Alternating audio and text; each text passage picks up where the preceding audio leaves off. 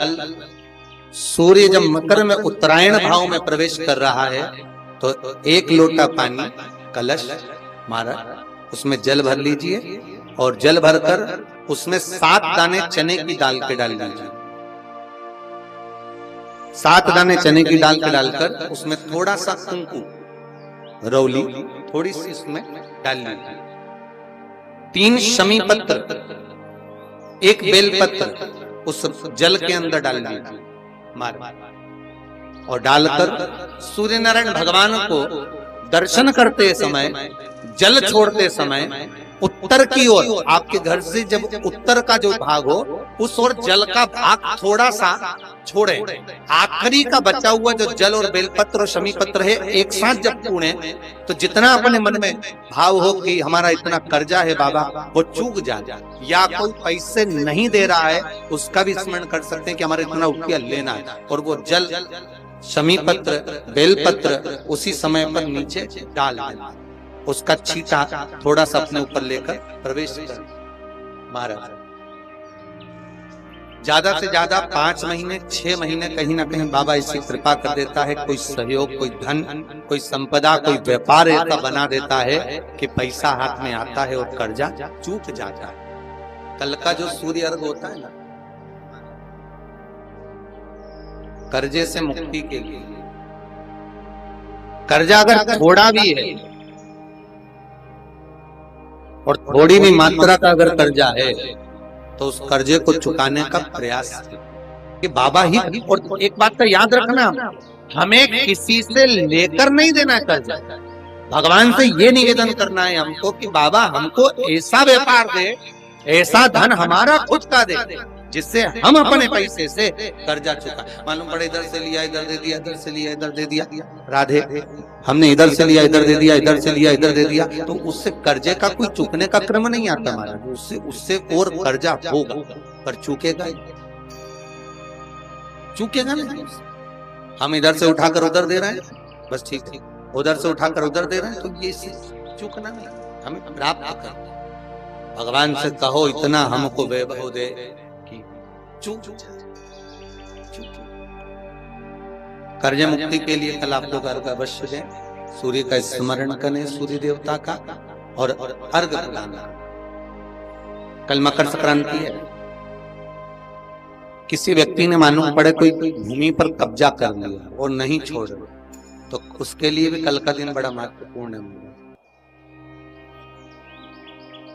उसके लिए भी कल का दिवस बड़ा महत्वपूर्ण है। मान लो अगर कोई कब्जा कर लिया हो और वो प्लाट या कोई दुकान कोई व्यापार की स्थान नहीं छोड़ रहा तो उसके लिए भी कल का दिन शास्त्र कहता है महाराज जी, शमी पत्र की 5 पत्नी, कितनी पत्नियां लेना है? 5। शमी पत्र की 5 पत्ती, बेल पत्र की 11 पत्ती।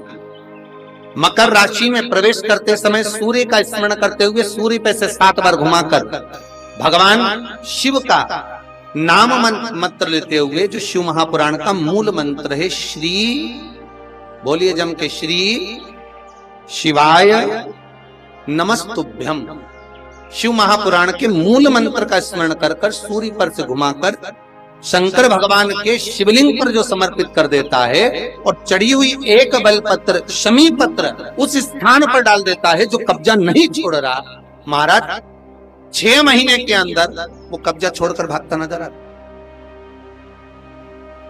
उसको छोड़ना ही पड़ता। सूर्य का प्रवेश। एक निवेदन कहें आपसे, जिसका परिवार टूट रहा हो, भाई भाई में झगड़ा हो रहा हो, आपस में प्रेम खत्म हो रहा हो, जहां पर देवरानी जेठानी आपस में झगड़ रही हो, भाई भाई झगड़ रहा हो, प्रॉपर्टी के लिए, धन के लिए, दौलत के लिए, संपदा के लिए, कोई किसी का मुंह फुला, कोई किसी मुख फुला हुआ है, निवेदन है कल मकर संक्रांति के अवसर पर 1 लोटे पानी में काली तिल डालकर और उसमें हल्दी मिलाकर शंकर भगवान को समर्पित करना, और किसका नाम लेकर? जिनसे विवाद हो रहा है, जिनको आप अपना बनाना चाहते हैं, जिनसे प्रेम बढ़े, आपस में स्नेह बढ़े, घर नहीं टूटे। मेरा तो निवेदन है, सास बहू के लिए चढ़ा दे, बहू सास के लिए चढ़ा दे, प्रेम बना रहा, टूटे कल मकर संक्रांति है। आपको अगर ऐसा महसूस होता है कि किसी ने आपकी दुकान पर बंधन कर दिया, आपका व्यापार बांध दिया, 4 दिन दुकान अच्छी चल रही है और 4 दिन बंद हो रही है, तो महाराज सूर्य का उत्तरायण जो प्रवेश है मकर के अंतर्गत, वो दोपहर में लगभग 2:30 बजे के करीब में आएगा, 2:30 से 3 के करीब में आएगा। तो निवेदन करूंगा मैं आपको ऐसा लगता है कि आपका व्यापार 4 दिन अच्छा चल रहा है, फिर गिर रहा है, फिर चल रहा है, फिर नीचे आ रहा है, तो जब मकर राशि के भीतर सूर्य प्रवेश करेगा 2:30 के लगभग में आएगा, शायद दोपहर में 2:30-3 बजे के करीब में प्रवेश करेगा, तो आपको ऐसा लगे, तो आप जब मकर राशि में सूर्य प्रवेश करे, कल मकर संक्रांति के दिन उत्तरायण जब सूर्य के भाव प्रवेश करे महाराज, दोपहर में 2:30-3 बजे के करीब में प्रवेश कर जाएगा, इतनी बजे, तो प्रयास करना थोड़ी सी काली तिल्ली लेना महाराज जी, उसमें एक बमूल का कांटा ले लेना, काली तिल, बमूल का कांटा, और किसी भी वृक्ष की 5 पत्तियां लेना महाराज, उसको लेकर अपने दुकान में व्यापार में का स्पर्श कराकर या 21 बार उस पर से उतार कर, और उतारना क्या नाम लेकर है? अवधूतेश्वर महादेव। कौन सा महादेव है? जम के बोलो जरा। अवधूतेश्वर महादेव शिव जी का एक अवतार हुआ था, अवधूत रूप शंकर का। शंकर भगवान के उस क्रोध को, भगवान शिव के उस क्रोध को ब्रह्मा जी ने घोड़े का रूप दे दिया था और घोड़े को समुद्र में डाल दिया था। उस घोड़े से जलंधर हुआ था, फिर जलंधर का विवाह ब्रह्मा से हुआ था। अर्थात शास्त्र कहता है कि अवधूतेश्वर महादेव का जो रूप है वो रोग का निवारण करने के लिए, व्यापार की वृद्धि को आगे बढ़ाने के लिए। आप लोगों ने कहीं कहीं देखा होगा, किसी किसी के ऑफिस में देखा होगा कि वास्तु शास्त्री कहते हैं कि दौड़ते हुए घोड़े का फोटो लगाओ। सुना है कि नहीं सुना?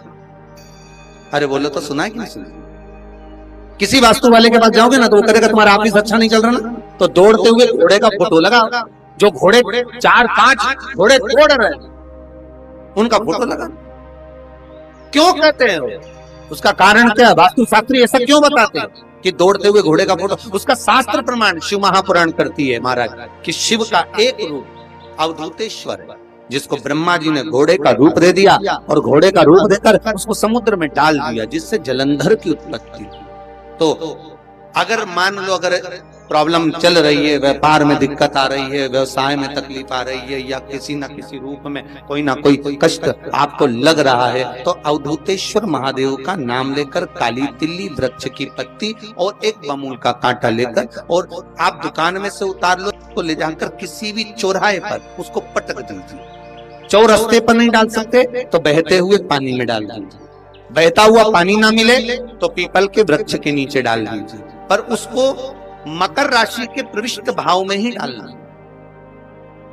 हमारे हिंदू धर्म में जितने भी त्योहार आते हैं ना, ये त्योहार कोई साधारण नहीं होते। हमारे हिंदू धर्म में जितने भी त्योहार हैं, ये कुछ ना कुछ हमें सुख का भान करा। एक भी त्योहार ऐसा नहीं है हिंदू धर्म का जो कि खाली जाए।